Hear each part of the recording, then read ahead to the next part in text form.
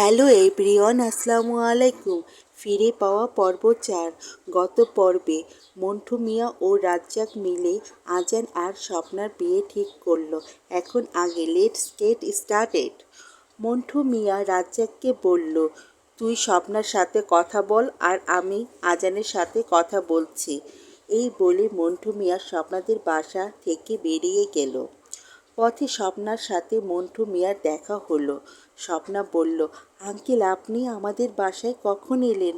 মন্টু মিয়া বলল, মা অনেকক্ষণ হয় এসেছে, তোমার বাবার সাথে জরুরি কথা ছিল। যাও মা, তুমি বাসায় যাও, আমাকেও বাসায় একটু তাড়াতাড়ি যেতে হবে। এই বলে মন্টু মিয়া তাড়াতাড়ি বাসায় চলে গেল। স্বপ্না মনে মনে ভাবল, কী ব্যাপার, আঙ্কেল এত তাড়াহুড়া করে আমাদের বাসায় কেন এসেছিল? স্বপ্নার বাসায় চলে এলো।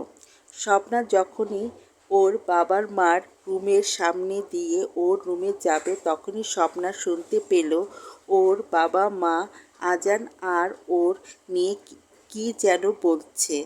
তাই স্বপ্নার রুমে বাইরে থেকে ওর বাবার মার কথা শুনতে লাগলো।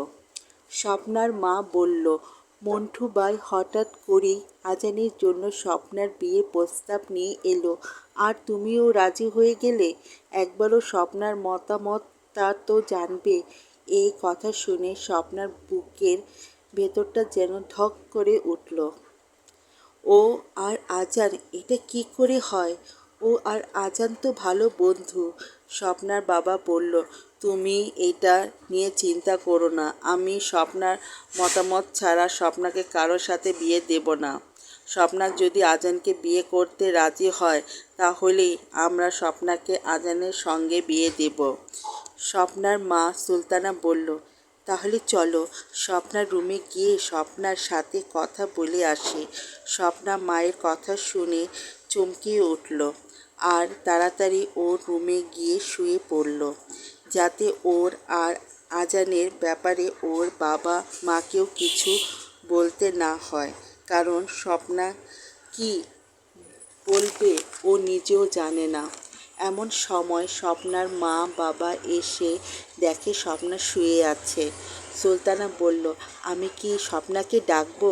রাজ্জাক বলল, থাক, ওকে আর ডাকার দরকার নেই, সারাদিন অনেক পরিশ্রম করেছে, ওকে একটু ঘুমাতে দাও, আমরা কাল সকালে ওর সাথে এই ব্যাপারে কথা বলবো। এখন চলো। এই বলে স্বপ্নার বাবা মা চলে গেল। বাবার মা চলে গেছে দেখে স্বপ্না চোখ খুলল। স্বপ্না তাড়াতাড়ি বিছানা থেকে উঠে ওর রুমের দরজা বন্ধ করে বিছানায় এসে বসলো আর বলল, তাহলে কি আঙ্কেল আমার আর আজানের বিয়ের কথা বলতে এখানে এসেছিল? এটা কি করে সম্ভব?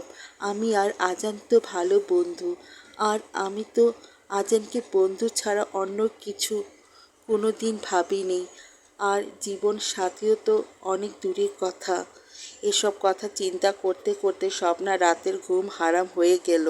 পড়াশোনাতেও স্বপ্নার মন বসাতে পারছে না। বারবার ওর কানে শুধু ওর বাবা মার কথাই ভেসে উঠছে। স্বপ্না মনে মনে ভাবল, আজান কি জানে এসব কথা? এদিকে মন্টু মিয়া বাসায় গিয়ে আজান আজান বলে চেঁচাতে লাগলো। আজানের মা সালমা এসে বলল, কি ব্যাপার, তুমি আজান আজান বলে চেঁচাচ্ছ কেন? কিছু আজান করেছে? মন্টু মিয়া বলল, চুপ করো, আগে আজানকে আসতে দাও। এই বলে মন্টু মিয়া আবারও আজান আজান বলে চিৎকার করতে লাগলো। এদিকে আজান শুয়ে শুয়ে স্বপ্নার ছবির সাথে কথা বলছে।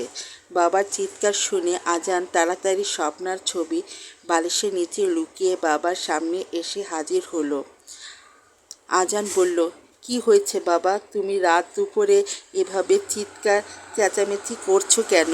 মন্টু মিয়া বলল, আজান, আমি তোমার মতামত না নিয়ে তোমার বিয়ে ঠিক করেছি, আর মনে রেখো আমার পছন্দ করা পাত্রীকেই তোমার বিয়ে করতে হবে। বাবার কথা শুনে আজানের তো মাথায় ঘুরে গেল। আজ আমার গল্প আমি এখানে শেষ করছি। যদি আপনাদের কাছে